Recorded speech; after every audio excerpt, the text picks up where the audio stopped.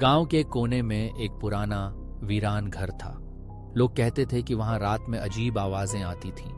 कोई भी उस घर के पास जाने की हिम्मत नहीं करता था। लेकिन एक रात एक युवा लड़का राजू अपनी जिज्ञासा के चलते उस घर की ओर बढ़ा। उसने सोचा, क्या सच में वहां कुछ है? जब वह घर के दरवाजे पर पहुंचा तो दरवाजा अपने आप खुल गया। अंदर अंधेरा था, लेकिन राजू ने अपनी टॉर्च जलाई और आगे बढ़ा। दीवारों पर पुरानी तस्वीरें थीं, जिनमें से कुछ की आंखें जैसे उसे देख रही थीं। अचानक एक ठंडी हवा का झोंका आया और राजू ने महसूस किया कि कुछ उसके पीछे है। उसने मुड़कर देखा, लेकिन वहां कुछ नहीं था। वह डर गया, लेकिन आगे बढ़ने का साहस जुटाया। जैसे ही वह घर के भीतर और गहराई में गया, उसे एक कमरे से फुसफुसाहट सुनाई दी।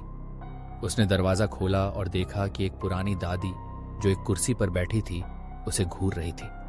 उसके चेहरे पर एक अजीब सी मुस्कान थी। तुम यहां क्या कर रहे हो बेटा? दादी ने पूछा। राजू ने कहा, मैं बस देख रहा था। दादी ने हंसते हुए कहा, यहां देखने के लिए बहुत कुछ है। राजू ने महसूस किया कि दादी की आंखें अब लाल हो गई थीं। वह डर कर भागने लगा, लेकिन दरवाजा अपने आप बंद हो गया। दादी की हंसी उसके कानों में गूंजने लगी। राजू ने अपनी टॉर्च गिरा दी और अंधेरे में खो गया।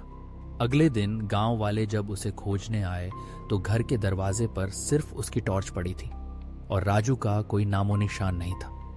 घर फिर से वीरान हो गया, लेकिन अब उसकी दीवारों पर एक और तस्वीर थी, राजू की।